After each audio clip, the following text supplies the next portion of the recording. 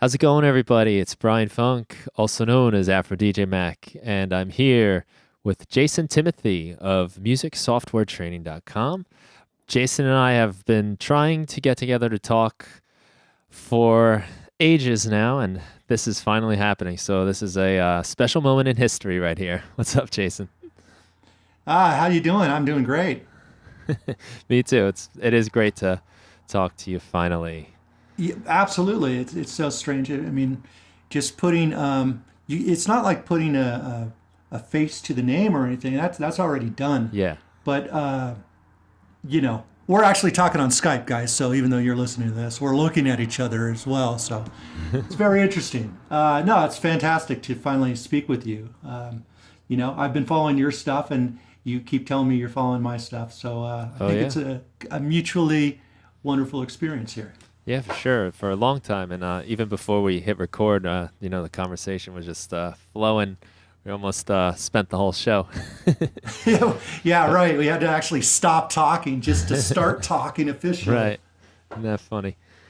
Yeah, I've been following you for probably as long as I've been using Ableton Live, and probably longer than I've been putting myself out there, um, doing my own thing.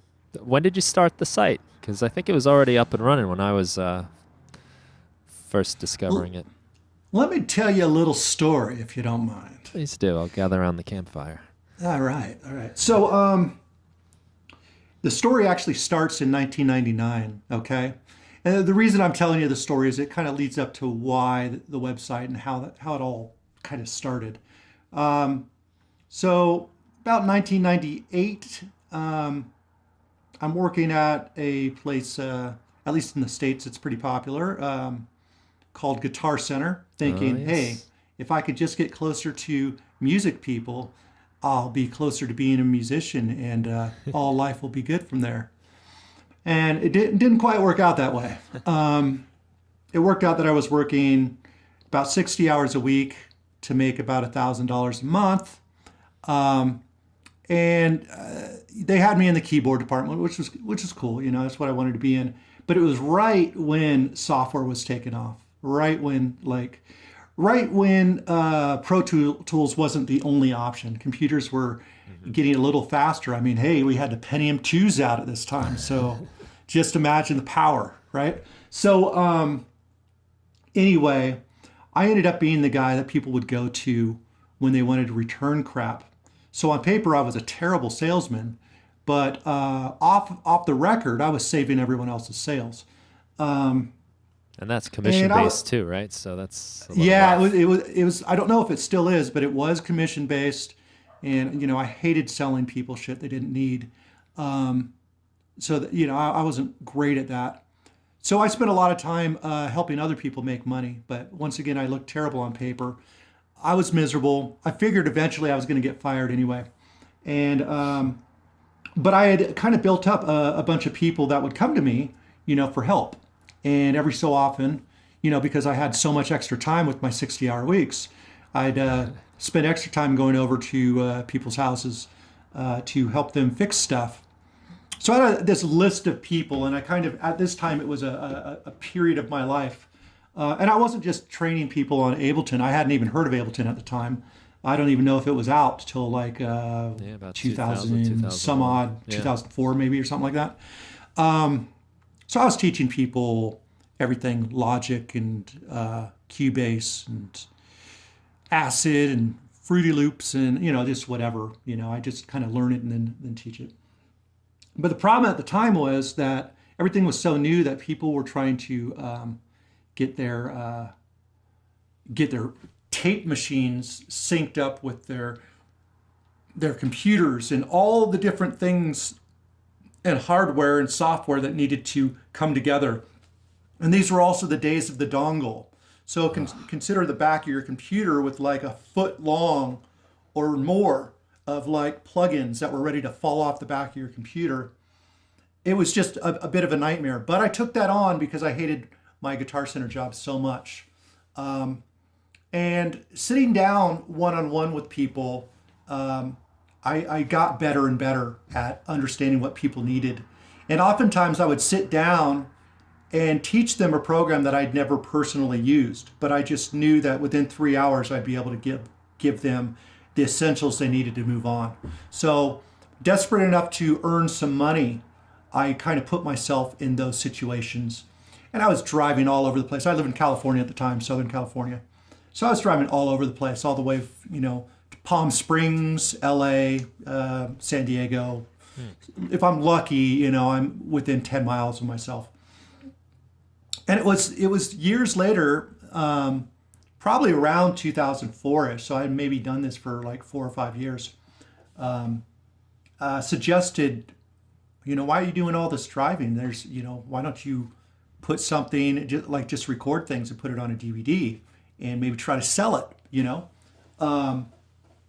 And I thought about it for a little bit, and I went ahead and did it. And I made really shitty, I hope I can swear on the show, really crappy, really crappy videos. I didn't know what I was doing.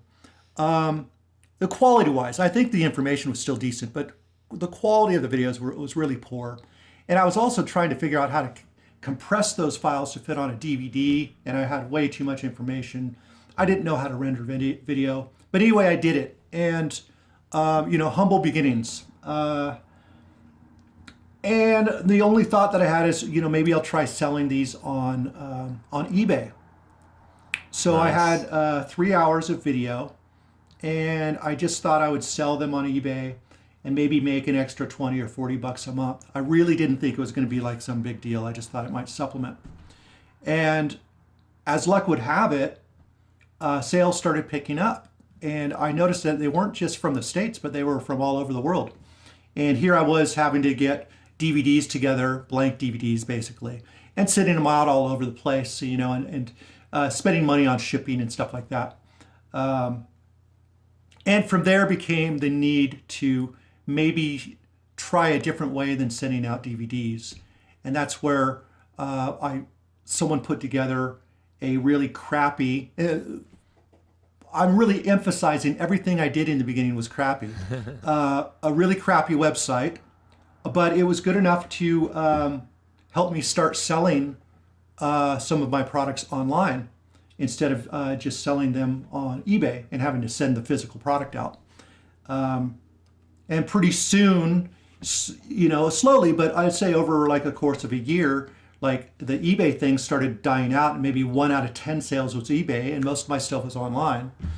And then I just continued upgrading, and I started at that point deciding, well, I have a website, I should probably do this blog thing.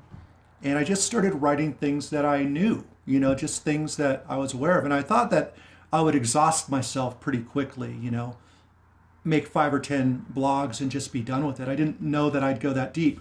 And to be perfectly honest, I thought that Ableton was just going to be the very first program I was going to teach, and then I'd go on to a bunch of other things.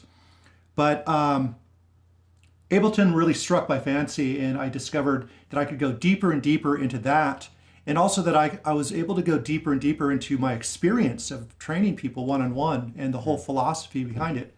So things just started to unlock. So I would say probably where people would have started recognizing me might have been around 2005 or 2006-ish, at the earliest, probably. And over time, I've written, hundreds of blogs now, and obviously my site is a bit better than it was before. But yeah, that's the long story, but I think it's important for people who are getting started in anything, whether it be maybe following Brian and myself in training or in making music for the first time.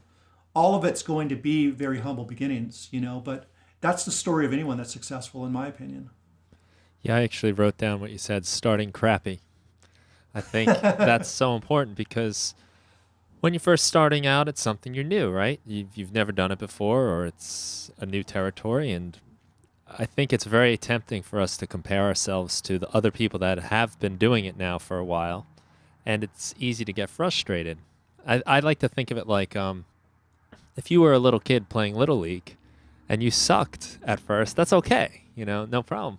But something happens as we get older where we're like afraid to be crappy at things, and I think just that idea that you point out is like you got to start somewhere, and like you will build upon it. And just like with your blog post, having maybe you'll run out of ideas, you come to find that new ideas come out of new experiences. And as you Absolutely. learn and grow, there's more and more to say. Yeah, it really is a matter of, I think we hit a certain age where naturally it's not okay for us to suck at something anymore.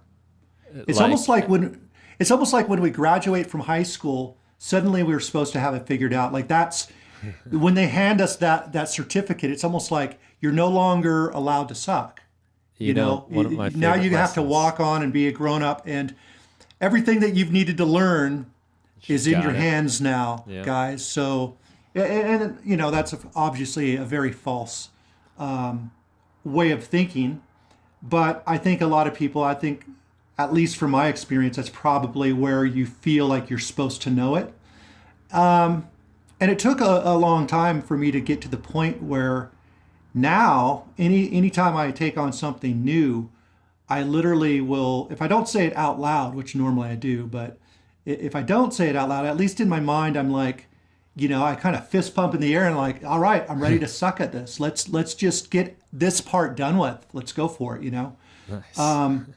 And look, at the end of the day, all you have to do to feel like you suck, just type in child prodigy on anything that you've ever wanted to do, and that will humble you immediately. No So kidding. the point is you can always get better, but your beginnings are all, you got to crawl before you walk, and most of us don't. It's a blow to our ego to think that we have to start on the bottom, that we have to be a white belt and then a yellow belt before we can get even close to a brown belt or a black belt. So true. It's one of my favorite things to tell my high school seniors, and I have freshmen, ninth graders, and seniors, but I always like to tell them like, we don't have this figured out. Like all these adults, like you see running around, I'm like, guys, we're winging it, man. We don't know what we're doing. This is just, one thing to the next is a big guess, and we might have some experience and strategies, but at the end of the day, we have no idea what we're doing.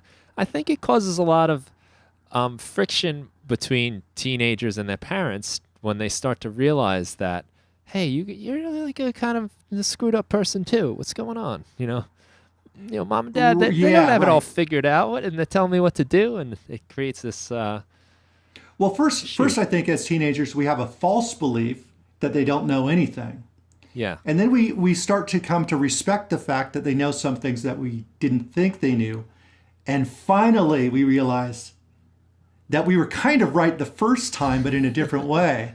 That oh, okay, now that I'm almost old enough to know, to be in your shoes when you were my age, and you start realizing that we're all winging it. We all are, even the rich guys, even the successful guys. We're all winging it. yeah. And life is just one big guess to the next. But it is funny that there's a point in time in your age where it's like not okay to be bad at something anymore. And I see it like I see kids in high school who are at that point already and will never try anything new, maybe in their whole rest of their life. There's just this idea like you I don't know how to put it, but that it's unacceptable to be a beginner anymore. Well, I have another opinion on that as well, and I think really what it is, and I bet you would agree, and I bet you that you've thought similar things, but that our ego follows us everywhere we go, from birth till whenever. And the thing about the ego is not that it knows what it wants to be, but it doesn't want to change. So it just wants a definition of who it is, right? So this is what we are now, right? This is what we are. So the ego goes, okay, this is what we are now. So everything else must be what we aren't, right?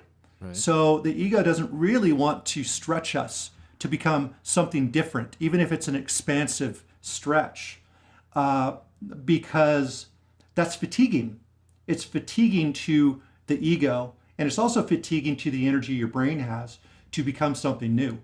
You know, your brain has only a certain amount of energy, and it does most things on autopilot to conserve energy. So anytime you challenge yourself to step forward or challenge yourself with a new task, a new tool, a new creative outlet, you're challenging that part of your brain that is in low reserve. So I think almost the ego is trying to protect those reserves as well. But they play this game with you where they don't want to expand. So your ego will just tell you, no, this is the way you are, you know? And it takes a lot to break out and realize that you can be whatever you want to be at any moment. You can change it at any moment because you're going to have that friction between where you want to go, a fear that you're not going to get there, and also your ego telling you that it doesn't want to go anywhere anyway. That's a great point. And that from that perspective, it's more of an evolutionary survival kind of thing, where we are going to preserve our precious brain energy for that saber-toothed tiger that's going to sneak in the cave later, and not worry so much about who we are and what we are capable of. And that's working against hundreds of thousands of years of evolution. I was just going to say, you know, that's still our lizard brain trying to keep control, you know. So I guess it's not so wise to beat yourself up over not being able to put together a track. I completely agree. You know, it's art is a thing that, although very necessary, is completely unnecessary, at least to the lizard brain part of ourselves. Yeah. Right? It's a luxury of it's a luxury. comfort. Right. It's a luxury for those of us who don't have to spend half of our day figuring out how we're going to get enough water and hunt or search for food, right? Right. We have all the spare energy to watch Netflix. But that feels more comfortable than sitting down and trying to suck at something until we have an opportunity to become good at it. Well, everyone's an expert Netflix watcher, right?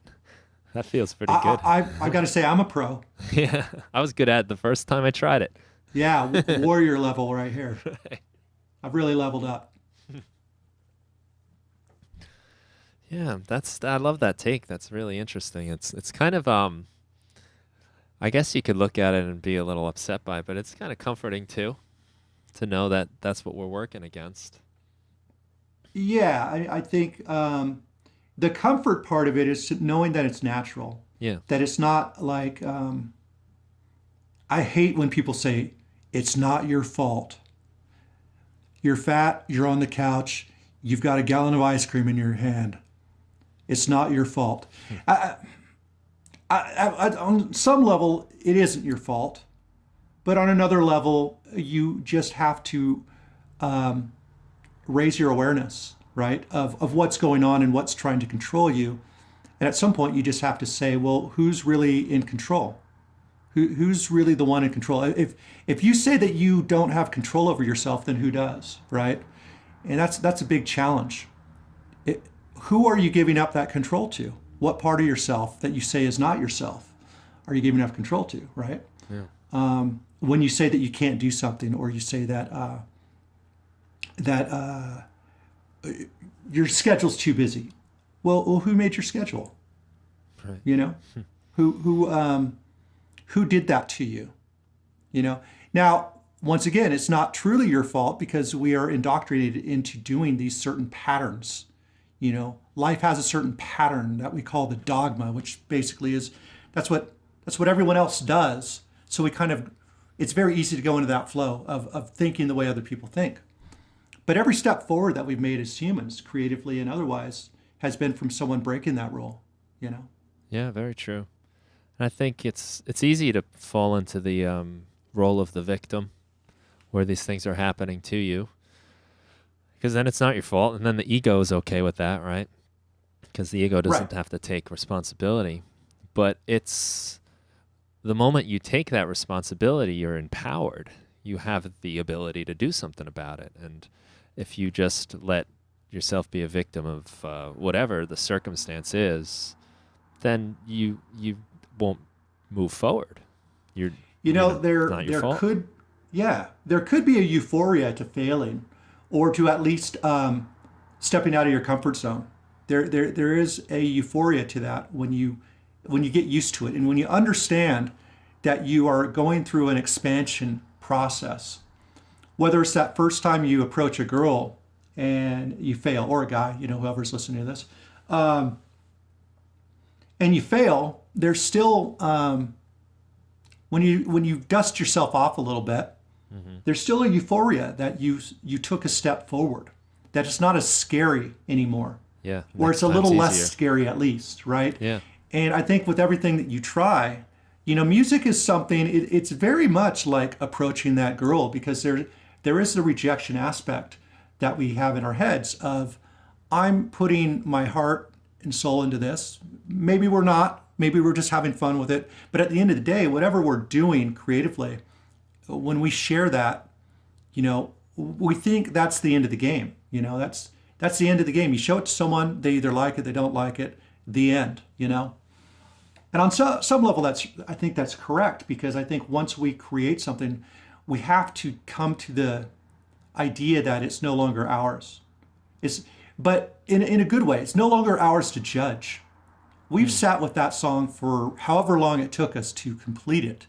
We might be completely sick of it, but on the other hand, the people you show it to, where it's very fresh and they didn't go through all the all the blood, sweat, and tears, they get to enjoy it just as a piece of art, Right. and not as the work that went into that piece of art. So you get to you get another perspective on your own work if you're willing to let it go. If you're not willing to let it go, then you never really know what it is, because you don't know what it is until you truly see how it affects other people in the world, I think. Yeah, and you know, I've had that experience with my own music where I've listened to it years later, and then it hit me in a different way, where I've had enough time away from it, and then it's like, much like it would be a different impact on another person. I guess I'm another person now than I was 10 years ago, and it strikes me differently, and it might mean something totally different to me now than it did then. You know, the funny part is when you do catch the funny part is when you find a song playing that you don't recognize, and before you realize that it's you have a completely different perspective, because you're listening to it as if it's an absolutely professional piece of music, because you consider everything that is not you to be much more pro. So if you don't recognize your song, and I've gone through this before, if you don't recognize your music right away, you know, if it's like an older track, you might go through it going, wow, that was really brave of them to do that really lo-fi sound, you know? Yeah, right. Whereas if you were listening to your own work, you're like, God, the quality on this is crap. But if you think it's like one of your favorite artists or something like that, you start going, wow, that was really brave of them to take that risk, you know? So it's almost like no matter what they do, you're seeing it in a positive light. And that's a really interesting thing to happen, because then you'll catch yourself realize that it's your own song. And if you're lucky, in that moment, you'll realize how poorly you judge yourself at all times. Yeah, that's And maybe, just maybe, you'll be able to give yourself a break. Yeah, I mean, we are very harsh on ourselves usually. I think a lot of our mental dialogue is like some of the most ruthless criticism anyone ever gave anyone else, but it's to yourself. Sure. But that moment, I get that once in a while when the iPhone is on shuffle, and like something will start and you don't realize what it is, and you either go to change it or you like get into it, and then you oh wait, I know exactly what this is. I've had that happen before. I was a little several drinks down in Miami, having a wonderful electronic music experience. And we were outside this club, and me and my partner that were producing at the time, it was early 2000s. So this is before I was doing my website and stuff like that, but I was still producing, and I wasn't really liking what the DJ was playing all that much, you know, but I was chilling out. And a certain song came on, and I looked at my buddy, And I'm like, this track sounds pretty good. And he looked at me, he's like, it totally does. Yeah, this is great. And it took us about a minute to realize that he was playing our song. Wow. So, it's kind of an interesting thing. Well, for one thing, it was nice because we gave ourselves a break. We had a moment where we were able to appreciate ourselves from another perspective. Yeah. I think it's really important. And most people don't have an opportunity to do that. And that's why you have to let it go and let other people show you that what you're doing has value if you don't have confidence in yourself. Yeah, that's a hard thing to do too. There are definitely artists out there where I know I will never like one of their songs just because I know it's them. And that's like wrong, and So true. we do that to ourselves too. Yeah, Hard to break out of absolutely. that. Or you hear a great song and you're like, oh my God, they did that? And suddenly it like just changes how you feel about it. It is, and that's where it comes to the whole between the notes thing. Sometimes it's a story behind what you're listening to. Yeah. When it's a soundtrack to a good story, and sometimes a great band with really interesting personalities, that's the story. And the music is just a soundtrack to that. Yeah, very true. And if you buy into their story much more often, you will forgive the mistakes or the inadequacies of the way they create, let's call their soundtrack, right? Mm-hmm.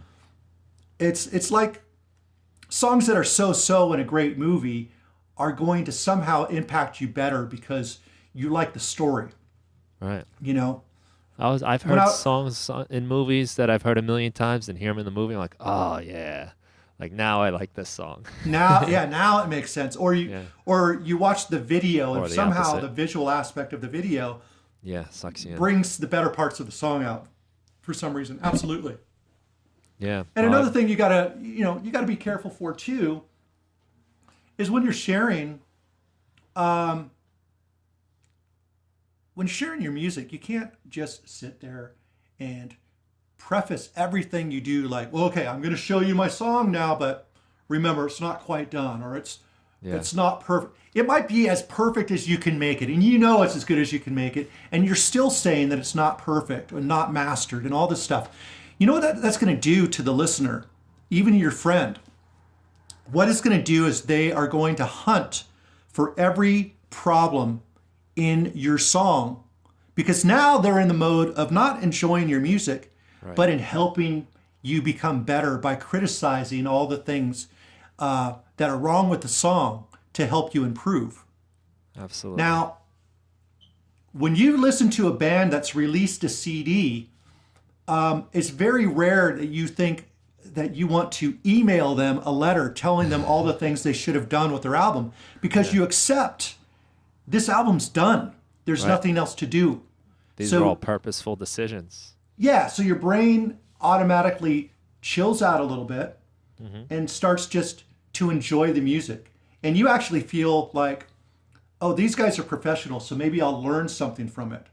If your buddy's making music that's just as good, you might preface it by thinking, I'm going to help him make this better. So I'm going to spend my whole listening experience being critical instead of enjoying the music. So I think it's really important when you share your music with people that you got to almost be a little covert about it. Slip it into a playlist.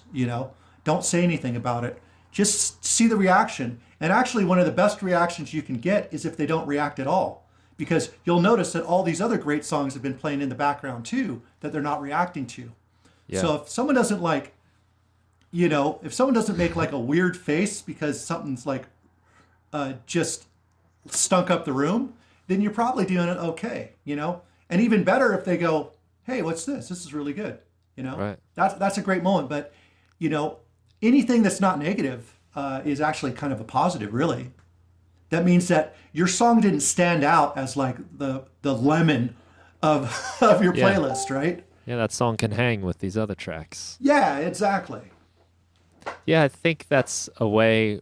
I know I've done it a million times, and it's something I think about a lot now, in that not presenting it with like, listen to this, does it sound all right? Or almost like apologizing for it before it even starts. Exactly. and just kind of let it be and let it do its thing. And then, if you want to go back, hey, I wasn't sure about this part, that's different. But by presenting it in that light of like, okay, it's like almost there. Now you've changed their idea of what they should be listening for.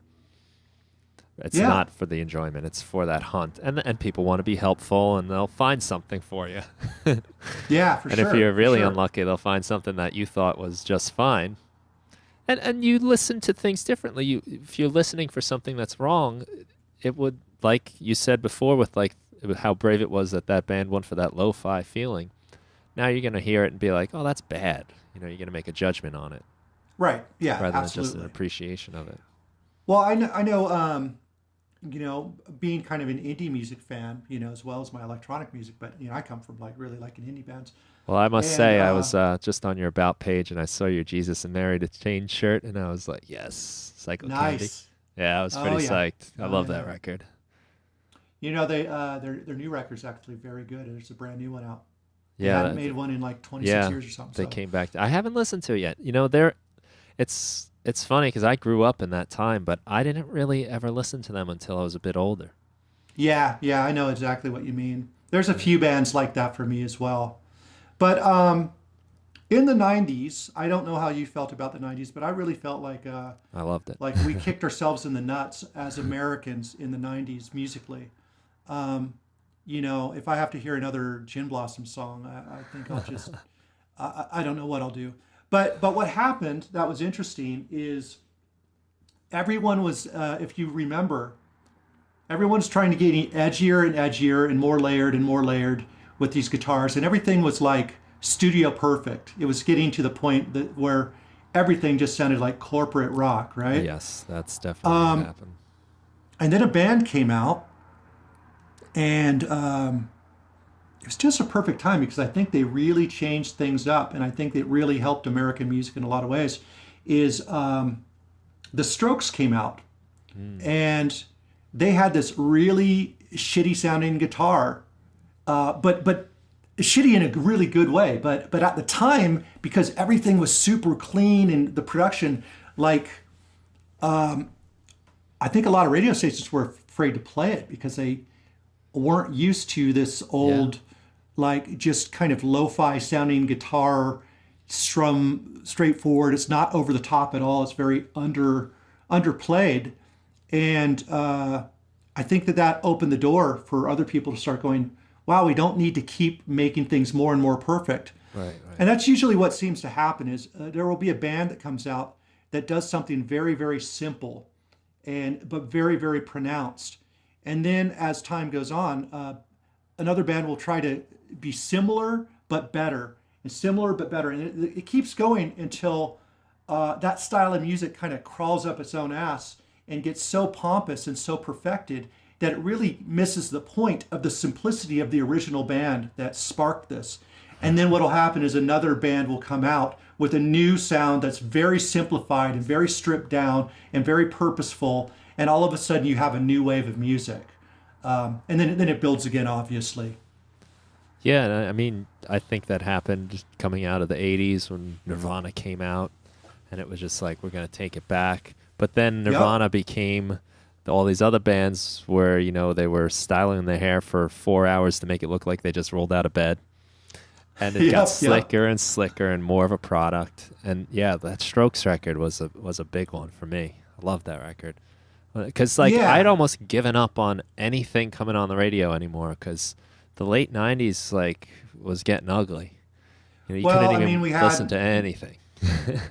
it was kind of like Corn and Limp Bizkit. And, Corn, I don't deny their talent, but their timing was perfect for that style of music, which was Yeah. almost, now we could look back and it's almost laughably aggressive. Like everyone was thinking very aggressively at the time.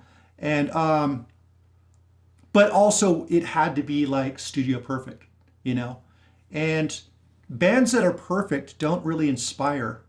The bands that really inspire the bands are the ones that are have imperfection to the point where you're like, wow, I could do this.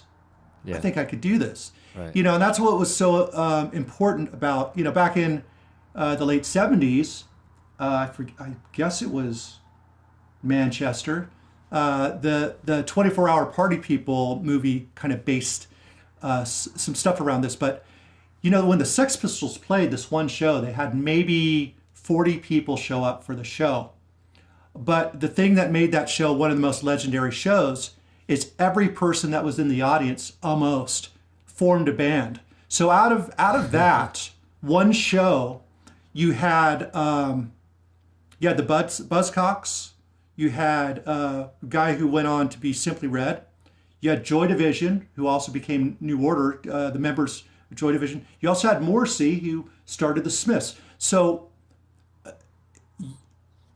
that one show revolutionized music, not only for its time, but for 30 years further, all the bands that would come after and inspire the whole country. So, and the reason is because it was a sound that was raw, purposeful, but it was also imperfect enough where people went, wow, if they could do it, I can do it too. It's within reach. Yeah, yeah. When I first got more serious into recording, after the 4 tracks had already been done with, the cassettes, and my buddy and I, we got these ADAT machines off eBay. It was the first thing I ever bought off eBay, was a bunch of VHS ADAT machines. And sometime after that, I got in my head, I wanted to record an album. I wanted to make an album. And I'd gotten, when you're new into something, I think, and I see this sometimes in people, and it reminds me of myself, where you get in this like, okay, if I'm going to record a vocal, I must first, get the compressor just right, and like all of these things you got to do. I got to get the treatment in the room, and I wasn't really doing much and wasn't happy with anything because that's how I was thinking. But for this album that I wanted to record, I was like, you know what? The equipment I have, like, even if I don't spend any time getting things right, it's still going to sound pretty good. It's decent gear. And right. That's, you kind of got to get to that point. Yeah. Yeah. As soon as I let that go, then I was able to just make music and not worry about, like, if I had my preamp at the right level for gain staging. And I didn't care. It was just like, I'm just going to put up these mics and go, and not really get bogged down with all that stuff. And it was this thought in my head this one night that made all the difference, where then the songs started to come. I could worry about the songs and not like the engineering part of it, which is really, in a studio, that's another person's job anyway. Well, right. I mean, when it comes down to it, okay, you can go both ways on this. The Beatles had some great engineers, no doubt about it, and they had some good equipment. But really, their sound was made up of, how everyone's, chasing. I mean, this all obviously goes into electronic music even more strongly, because everyone wants to sound more the same in electronic music than in any other style of music that I've really felt. Like, you hear something and you want to mimic it exactly. At least there's so many in that, in the EDM kind of phase. Well, coming from the rock background, I was always surprised at these, like, okay, here's how you make a song. 16 bars of the intro, 16 bars of this, 16. I was like, what? Like, we never thought it like that in different genres. I guess, like, all genres have their thing, but yeah, right. I could see that there's a lot of, like, desire to keep everything the same. I get that with indie music, you could have a crappy 4-track recording of a great song, and people will be all over it because it's a great song. But when it comes to electronic music, everything is really based around what is it going to sound like in a club. Right, so if you don't have the right sounds, unfortunately, you could be a very talented person with not very much engineering experience, and your song can fail simply because of the engineering, not because of the song itself. That's a great point. But getting back to the Beatles, everyone's chasing the Beatles sound, they always have. Obviously the Beatles were chasing some other bands too at times. but they were able to disguise their influences pretty well. But the point I want to make is that the fact of the matter is they weren't as precious about what they were using to record with. Everyone's going for that Ringo Starr snare sound. It kind of has a little bit of a muffle to it. You think they really thought about that? No, you know exactly what it was? Yep. Ringo used to put his pack of cigarettes on the snare. He just wouldn't take it off. He wasn't precious about getting that sound, but now everyone wants that sound because it's been ingrained in people's heads and it's ingrained in music history. The first time they had feedback, they accidentally set a guitar on an amp and the feedback happened. They went, wow, that's a cool idea. And they went with it. Leave it in. With loads of different, they were lucky enough to have access to a lot of new equipment, but it wasn't that they were precious about it has to be this specific thing. It's just like, oh, this is sitting in the studio and I'm going to pick it up and figure out something to do with it. And so few people have the guts to do that now, just saying, hey, this is what I have. So obviously this is going to create my sound, my stuff, my sound. Great. You know what I mean? There will be occasions where you want to engineer things to lean one way or another, but I think you got to have confidence that whatever you're using is going to create a bit of a personality and uniqueness in and of itself. And understand that everyone's trying to go for the best sound. So if you don't go for the best sound, you're actually going to end up sounding different from everyone else just because you just allowed your sound to be. You know what I mean? Yeah. So true. So true. And it is funny how that sort of easygoingness about like the sound and what they're actually doing becomes the thing that people are really into and really appreciate because it stands out. It's different. And like human beings, like our senses were designed to notice change and different things. And yeah, exactly. It's why wrong notes sound so good sometimes when they're placed correctly. When the mistakes that you make create something unexpected and it jars you a little bit and it gives you a little sense of surprise. I mean, if your material is packed with tons of mistakes, then obviously it's going to look like a lack of talent. But having a few mistakes in there, is a really human thing that we react to in a certain way, because mistakes are less predictable. True, yeah. As I first got my laptop and Pro Tools, I think it was 2005 when I finally got to the computer world.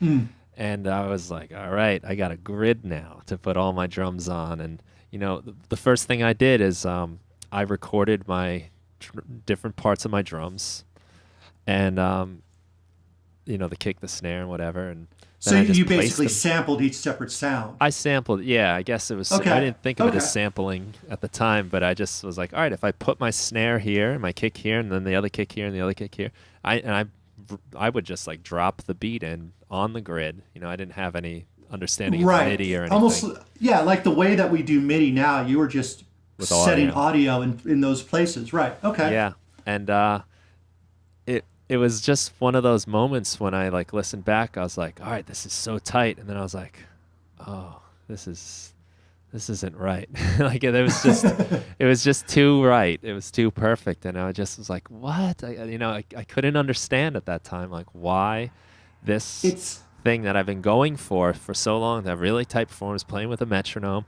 And now I know it's tight. I can see it. And it was just off. It just didn't feel good. That is a real. It's so funny because we before we were able to do this, the goal was always to be as tight as we could possibly be. We were hoping that we could sound like a metronome, but then we realized it's actually those imperfections in timing and that looseness and that feel that creates something that you can't recapture with perfection.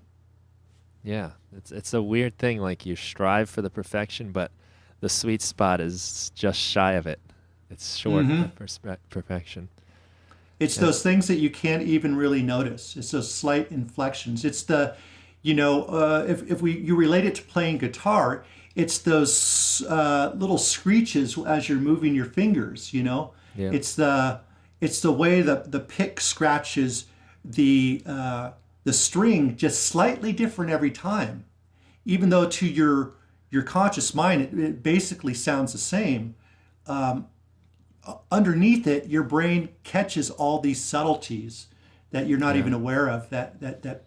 It's that unheard thing that creates the vibe. That thing that you're not even thinking about. Yeah, and you don't hear it until it's not there. So then, true. And So then true. it's obvious. It's the beauty of what we do. It's a kind of mystery that it's something you'll never really grab with your hands. You'll never really hold on to, but you kind of know Yeah. it's somewhere around here.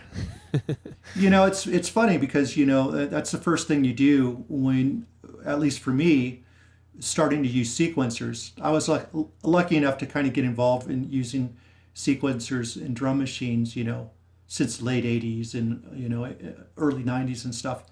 But still, I hadn't really figured out groove, but I had this sense. Well, here's the thing: is that it wasn't that I was anti-perfection, but that I knew that a live drummer wasn't perfect. And when I started programming drums, I was trying to program them to sound like live drums.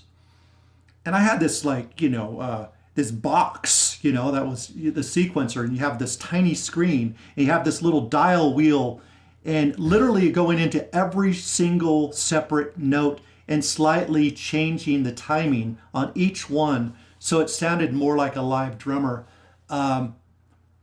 It was almost accidental that I discovered that imperfection was actually better, Yeah. because when I started just making strictly electronic music, I was thinking, oh, well, it's totally okay to put everything right on the grid. I mean, it's supposed to be perfect, right? And then you listen back and you're like, wow, perfection just doesn't work with any style of music, Yeah. Yeah, very strange. It is just something off that sounds good. It creates, I mean, it's funny, but that a fraction of time, a couple milliseconds, gives your brain a little bit of anticipation. Yeah. It's weird. When you make it wait even a couple milliseconds, or you bring something in a couple milliseconds too soon than the brain expects it, it takes the mind somewhere. It gives it this subtle inaccuracy, and that inaccuracy is pleasurable. If it's not too far off, it's very pleasurable. Yeah, so strange. It's like a never-ending mystery how this stuff works.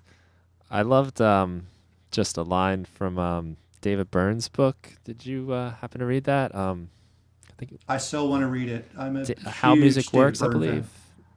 Oh, well, Yeah, it's great. It's great in that you get like the Talking Heads kind of history in there too. But some of like his like little like simple insights, and it's loaded with them. I mean, I had no idea how intelligent and much he understood everything until reading that book. It was just kind of like this guy is really something else. But when he just speaks of like how music is so funny because it's a combination of expectations and surprises, and it's this perfect balance where it needs to be familiar for you to like it. Because if it's just like all these crazy weird notes you're just throwing together that have no rhyme or reason, like you can't really listen to it. But it's familiar Right. enough, but it surprises you enough, and it doesn't ever take you too far in either direction. Yeah, yeah. It's the novelty in songs. For a lot of songs, if I go back to the Beatles, I think they used to, their novelty period was almost kind of like their middle eight, would be kind of that would be like the weird part, because Yeah. everything else is kind of structured, and it kind of, just like with electronic music, it kind of loops, and there's subtleties and things. There's a human form to every part of the song, but for the most part, it's repeating parts. That's what a song is. And then you have your middle 8 that does something a little bit different, that almost makes you forget of what the original part was just for a small amount of time. And then it sinks you back into the groove. So it's like, those kind of what they call the middle 8 bars. And in electronic music, it could be the breakdowns or whatever. Right. Give you kind of a break from the constancy, and even a drum fill is kind of a break from the constancy. The way that I like to look at it is, and I tell my students this as well, is that, especially with electronic music, the brain doesn't want to listen to the same thing for more than 8 bars usually, right? But it doesn't take much to refresh the brain and give it what I like to call a reset. So in other words, by giving it a little surprise somewhere in that 8 bars or towards the end, it could be a crash cymbal, but if you have a crash cymbal on every 8 bars, the same one over and over, that becomes old. But if you have some sort of sound or surprise, then your brain will reset and allow the music to carry forward, even though it's playing the same thing that was just played the last 8 bars. Your brain will accept it just because of a little sound that had a long reverb on it that got your attention that wasn't there in the previous one. And these little things keep your brain's interest so that you will carry on forward. I also like to think of it as like the groove is like a balloon falling, right? And you're trying to keep it afloat. So it's kind of falling slowly, but you keep needing to kind of push that balloon upward a little bit, and it slowly falls back down, but you never want anything to hit the ground, sort of thing, You got to keep that brain excited. You got to keep the groove in the air, if you will, sort of thing. Otherwise, the brain gets bored of it and tired, and it gets distracted, Yeah, and what you say about the small variation to reset things. One of my favorite things to do especially if I'm using push when I'm sequencing something, is to hit that double loop button, and then just go in there on the next repetition and just throw a couple extra things, take a couple things out. Usually it's not much, but it's just enough where something like changed, something went a little different. And when you do that over on a couple tracks, it starts to sound new and fresh and more alive. And there could be something as simple as, let's say, an underlying background sound that might come in.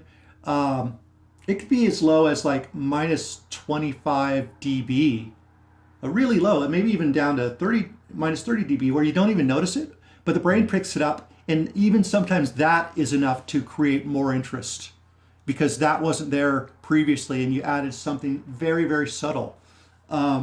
And maybe that thing had, sometimes like what I'll do is I'll just loop like ambient noise. Like I'll record myself in a diner or outside taking a walk or just anything. And then I could find these little parts where I can loop them. And it could be just like the sound of leaves cracking from my foot stepping on them, or it could be in a diner, someone stirring their coffee, or just the tinking of silverware. And it makes, by looping it in a certain way, it can make like an unexpected groove, right? Yeah. And I can bring it very low in the mix, because it's a noisy sound. So it's not something that you can turn up. Otherwise it makes your overall sound kind of dirty, not in the right way. But even those little things can make such a massive difference in whether your brain will pay attention for that much longer, Yeah, just a little piece of ear candy there. Yeah, either that or just having something evolving. I could literally have a conversation recorded, and I could run it through thick reverb so you can't really even hear what's being said, but it creates different patterns. Yeah. And because the patterns change over time, your brain never gets tired of it. So if you wonder why those really, really repetitive minimal tracks are able to keep your attention, I think it's really important to focus on the subtleties, because those are the things that are really keeping your brain entertained and carrying you through the repetition. That's a great point. It's a fun little game too to just like kind of search for those rhythms and evolving sounds in your daily routine. I've got a Yeah. whole collection of just like sounds that this it sounds cool in here. What's going on? It's people talking and just stuff that I think maybe one day will play a part. I'm big into putting like some sort of noise into the track, especially when I'm working in the computer digitally, because everything when you record something, it exists in this nothing area, this sterile, like empty black hole that's not real.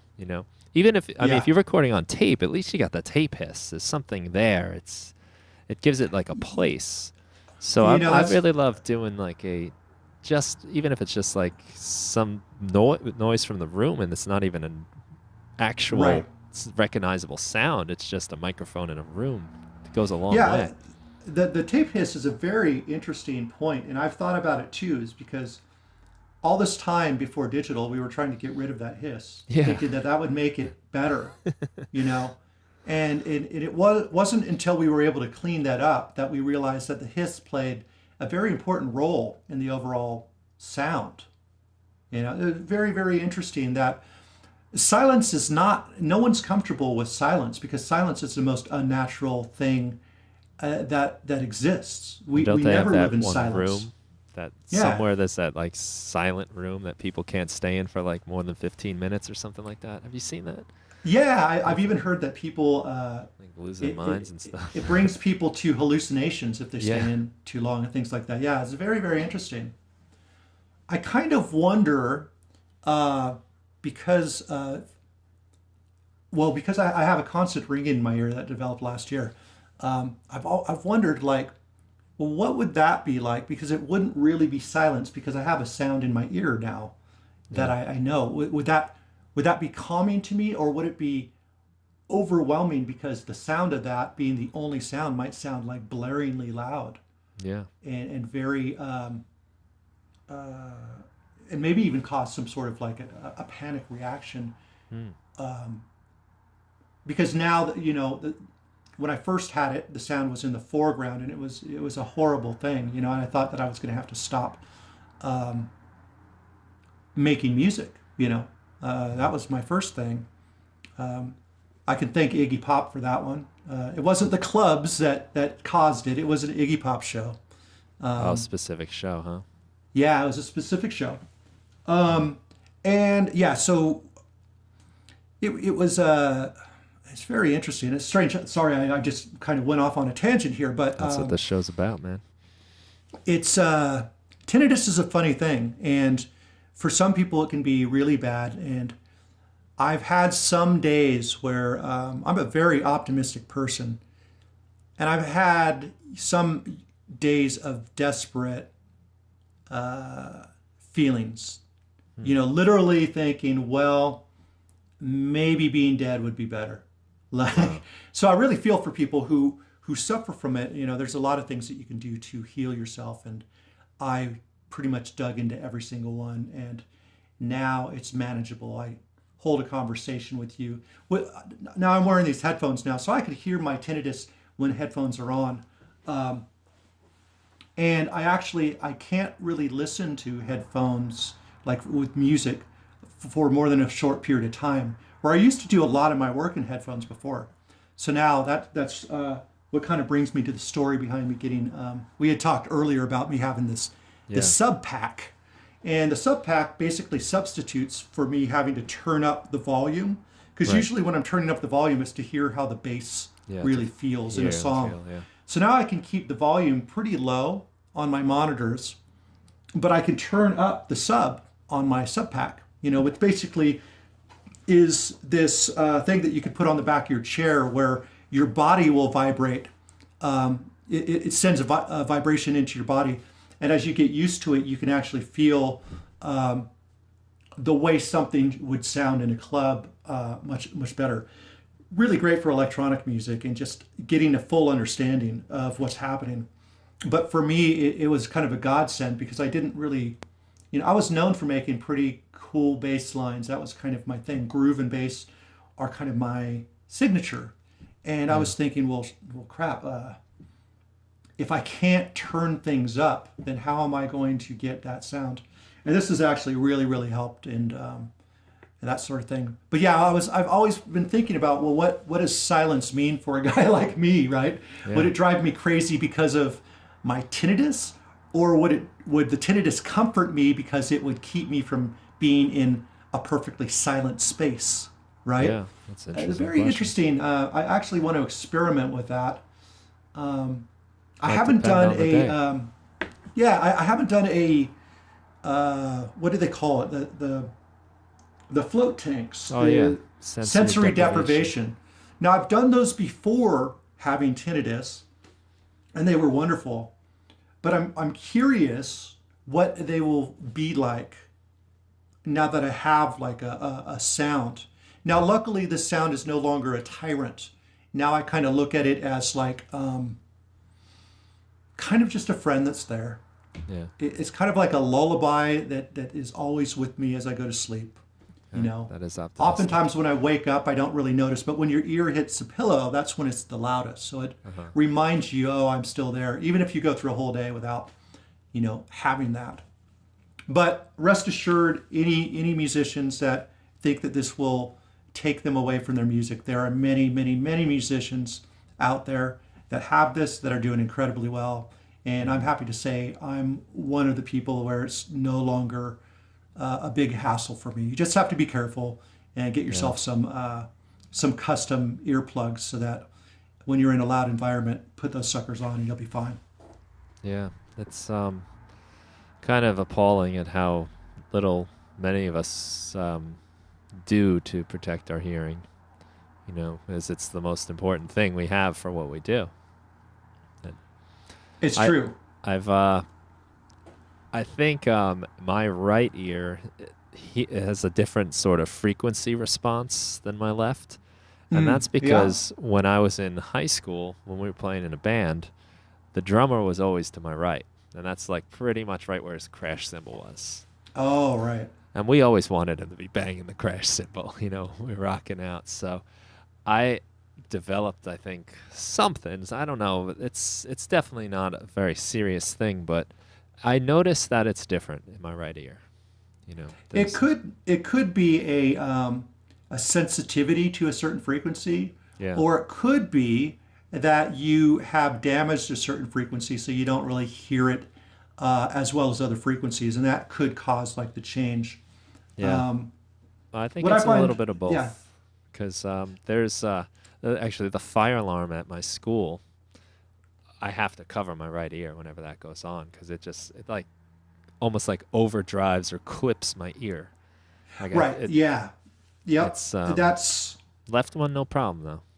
that's similar to what I have. It's strangely I have it in both ears, and I have to wonder when you have it in both ears, is that psychosomatic in some sort of way?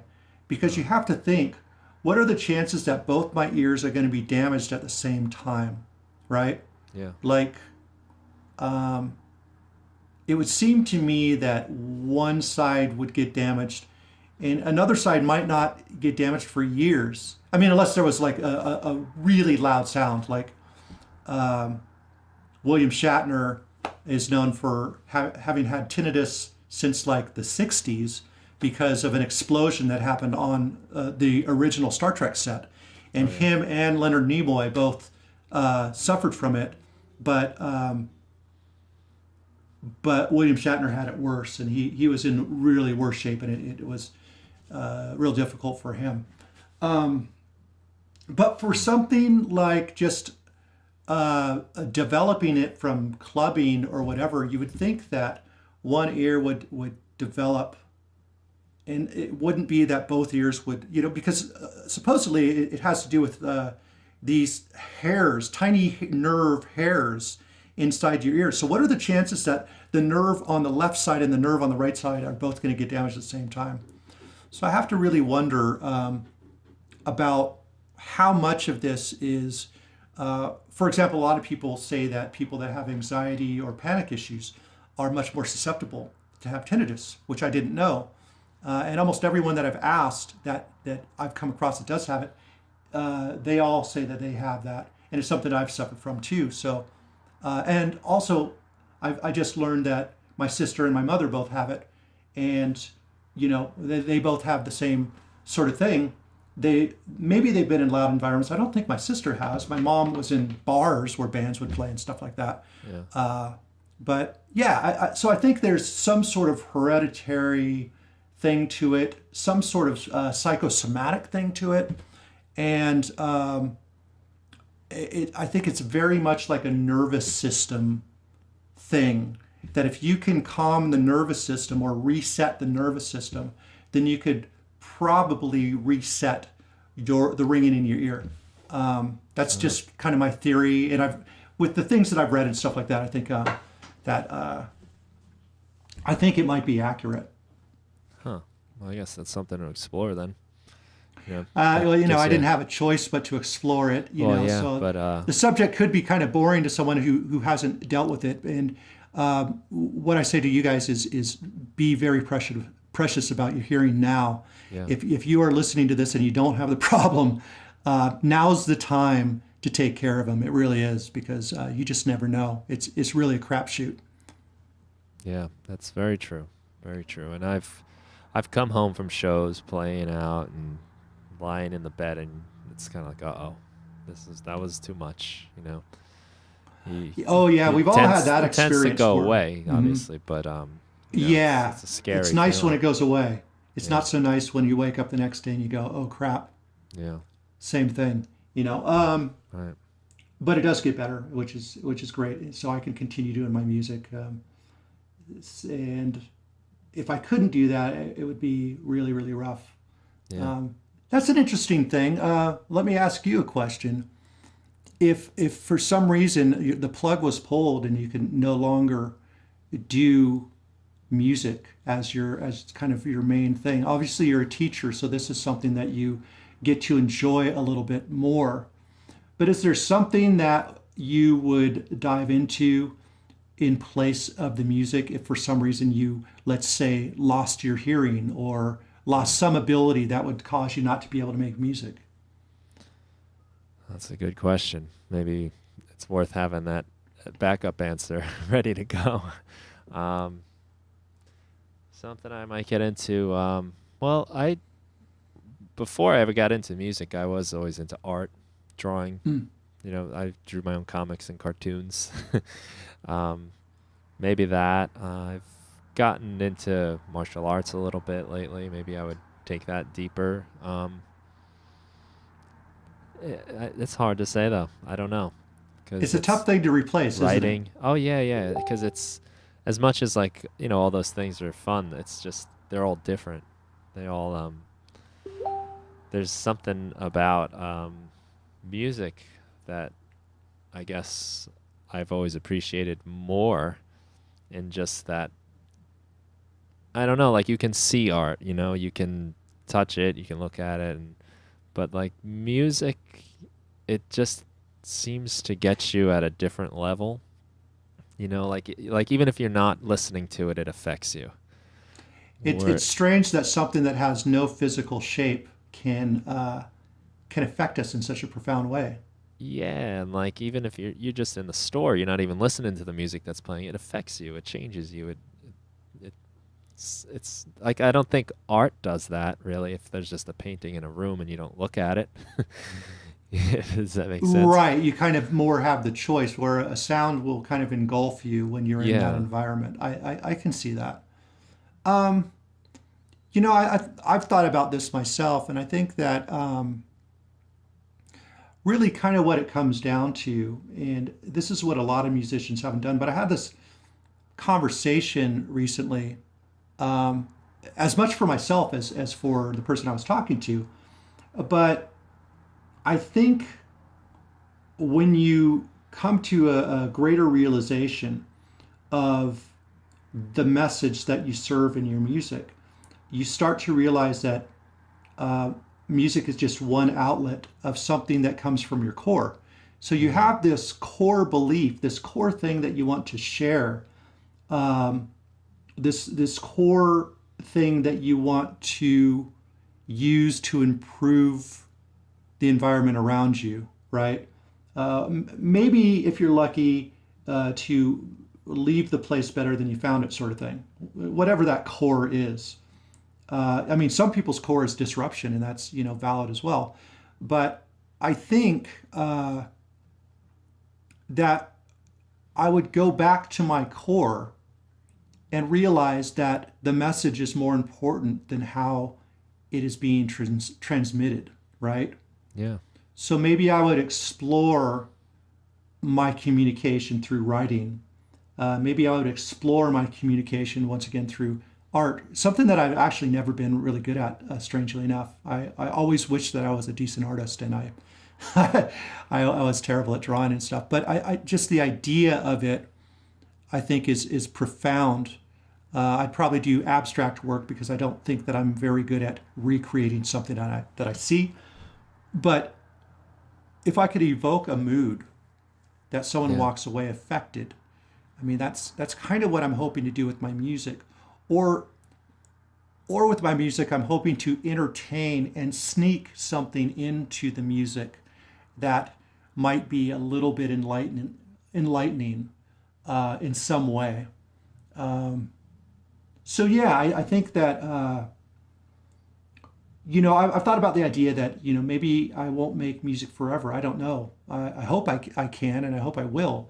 But if I couldn't, I'm already kind of trying to prepare for the other ways to share the message. And I think if you don't have a message, then your music or your art's not going to have quite the impact, and it's not going to really have the staying power, because really, if something's not coming from your core, then it's really just a collection of things that are out in the world that you're just kind of throwing together.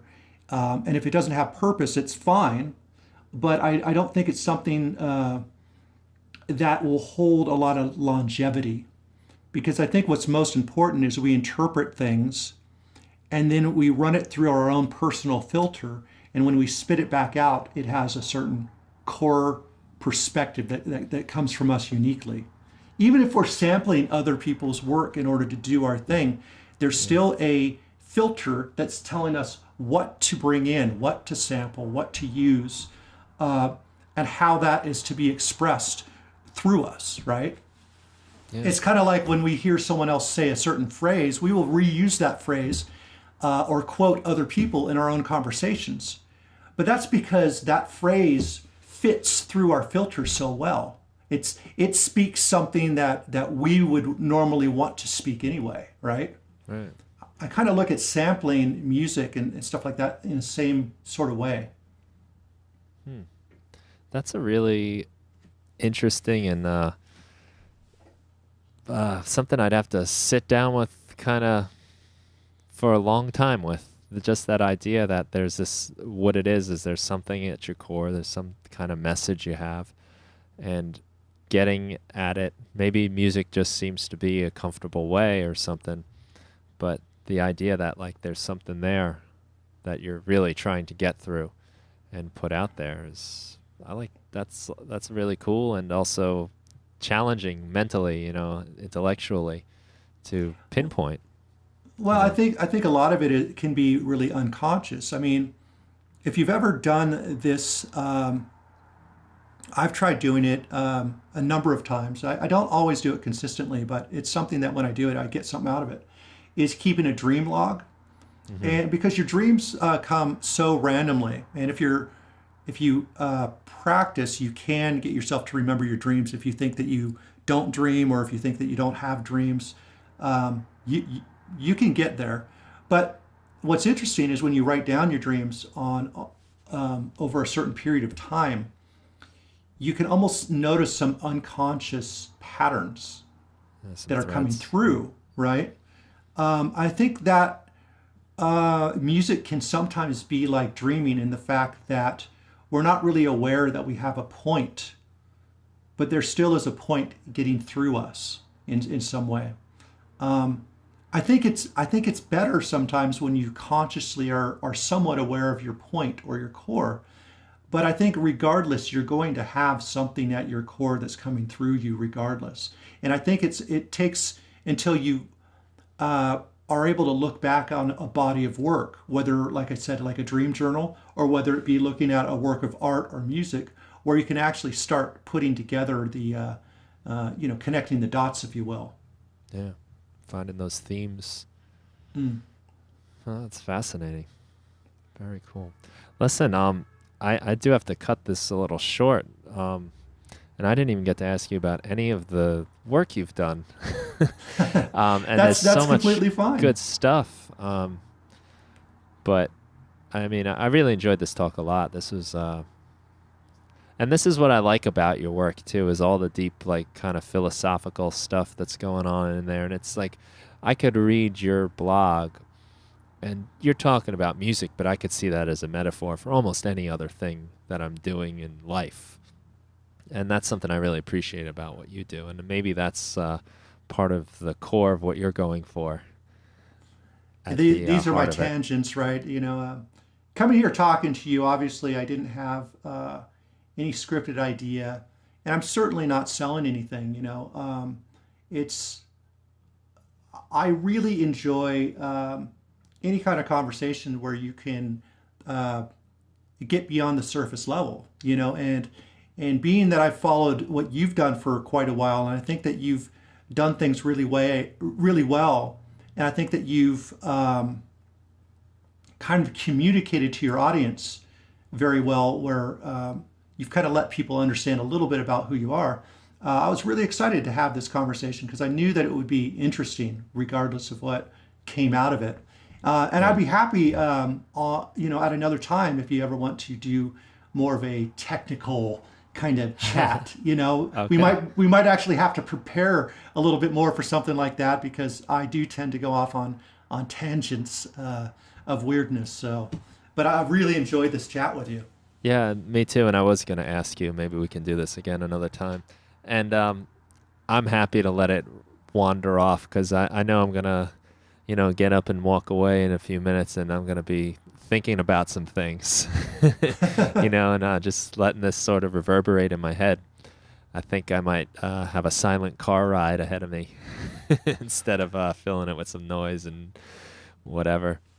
Well, 'Cause I mean, there's a lot I to guess digest. that's my hope, I suppose, is that us just having an entertaining but intellectual conversation can send the listeners to slightly different places. Every conversation you have, whether it be technical or more of this kind of type of thing, it can someone can walk away with something new.